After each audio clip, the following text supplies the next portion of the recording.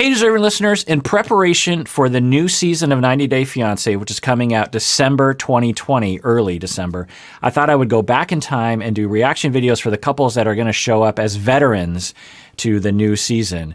I know a lot of you like it when I'm up to date, and so I thought I would go back in time and start with Tarik here and react to him. My name is Dr. Kirk Honda. I'm a therapist and a professor. Let's see if anything of interest comes out of my face. Being a single dad with a child with autism is not easy. All throughout the day, I do colors, numbers, letters. 1, 2, 3, 3. making sure she's gonna have a bright future. We gotta put your socks on, okay? Ari's mom and I, we were never married. We had a very tumultuous relationship, and we haven't been together since shortly after she was born. All right, I'm always glad to learn more about their histories. Tarik is saying that he had a very tumultuous relationship with his daughter's mother, and that can mean a lot of different things. But it's a data point that we'll catalog as we move forward. Asia for a few weeks, and it was amazing. The food, art, you know, the languages, and of course, Asian women are hot, man. I ended up with a girlfriend in Bangkok. In Thailand, that didn't work out, but I realized I was really attracted to Asian women. So I decided to go on Asian dating websites. All right, there's a little bit that I can say here. So there's a long history of Americans looking to Asia, East Asia, and fetishizing and exoticizing the women. Now, what does that mean? Well, it's very, very complicated. There's absolutely nothing wrong with someone being attracted to an Asian woman. There's also nothing wrong with saying, you know what? I tend to get along better with Asian women, even though I'm not East Asian.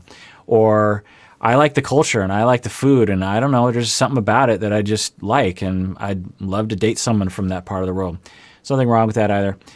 And at the same time, there has been a exoticizing of Asian faces. As an Asian person myself, to this day, when I step outside of the West Coast, people ask me where I'm from, and I'm like, I'm from Seattle. They're like, oh, no, where are you from? And I'm like, from Seattle. Oh, where are your parents from? Spokane, Washington. No, where are they from? My grandparents are from Washington. It's just ridiculous. And so there's an element of that for some men who look to the East to date because they have a prejudice about women being very docile. They have the same bell curve as every other group of people.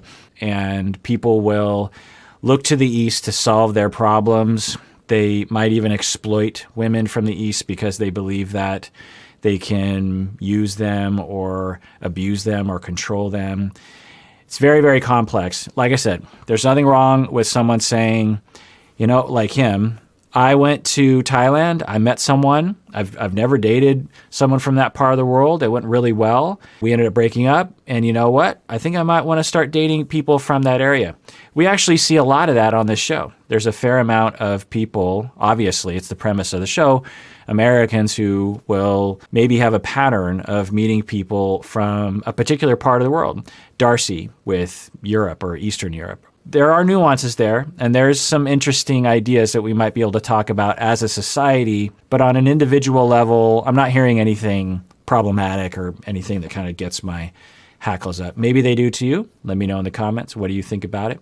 For you Asian women out there, I'm sure you could talk for a long time about what I'm talking about here, and I could too, but for the sake of time, let's get back to the show. And I'm guessing we'll be able to talk about this as time goes on, since I'm thinking that he met someone from that part of the world. Let's continue watching. So, this is shock to me because for weeks, I've been telling her, like, I'm flying 9,000 plus miles to see you. I got a feeling she's getting cold feet. So this is a little disappointing. He's like, wait, I thought it was just going to be you and me. But for her, she doesn't know who you are. She doesn't know what kind of person you are. And there's a lot of victimization of women around the world by men. And so it makes sense that she would want someone else there when she picks you up. Also, there is a family orientation that is more prevalent, particularly in the Philippines as opposed to the United States. And going to the airport to pick up a guy and having half the family come along would be quite a normal thing. So I hope that he understands that, those potential factors. I am Hazel. I am 25 years old. I am living in Manila, Philippines. I met Tarik online. I was looking for an American man because I'm just a poor girl. My life is hard. I work 10 hours a day for little money. I want better life. All right, so that's interesting that she is being explicit about that. We saw Rose, who was also from the Philippines, who was saying a similar thing. And she's saying that she's just a poor girl and she wants a better life.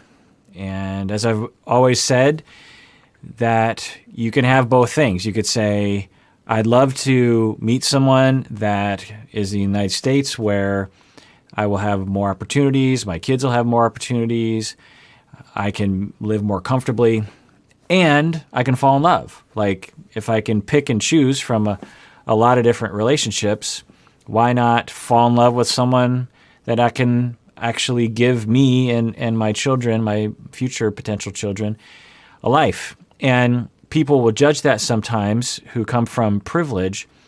But as I was talking about with Rose and with others, if you come from a town where there's literally no safety from harm, someone could harm you and get away with it, or maybe police are corrupt. I don't know the town that Hazel is from, what it's like for her. Or healthcare is not a guarantee.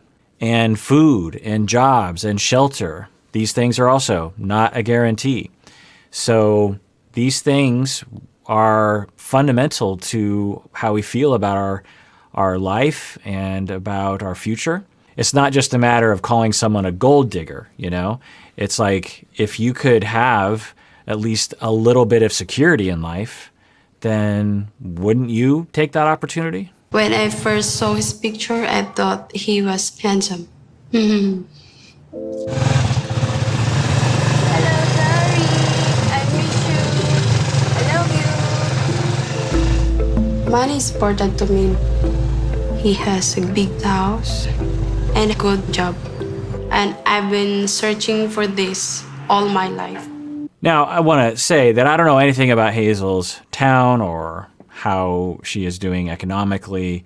I'm just saying, generally speaking, for a lot of people, and when I watch the show, those are questions that I wonder about. I wonder about the circumstances from which that these individuals come from. And it's hard for me to relate as someone who grows up in privilege and where there are a lot of safety nets for people. But I have learned through reaching out and trying to understand people that, you know, it can be very, very difficult for people. They might seem like they're happy, like when you visit the small town in the Philippines, everyone might look like they're happy. They might not be outwardly giving signs of distress, but there might be deep, deep distress that they are going through because of their situation. Hard to know, but those are just thoughts I have. I have a son. He's 6 years old and he lives with his father because I have no money. If I have better life, I want to get my son again. Tarik, he's coming here now, so I hope it will be work out with him. Right, so that raises the stakes. When you have a child, that absolutely raises the stakes. It means that you aren't likely to just have a relationship because it's nice and romantic and you're really attracted to the person.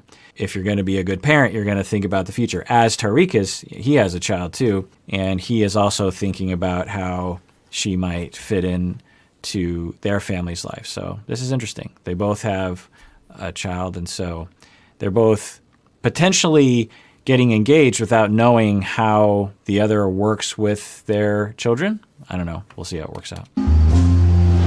Where's the car? Hey, how's everybody? Wow, this is crazy. Hey, what's going on, man? Welcome to the Philippines. Yeah, that's crazy. Y'all are crazy, man. Jeez, look at you.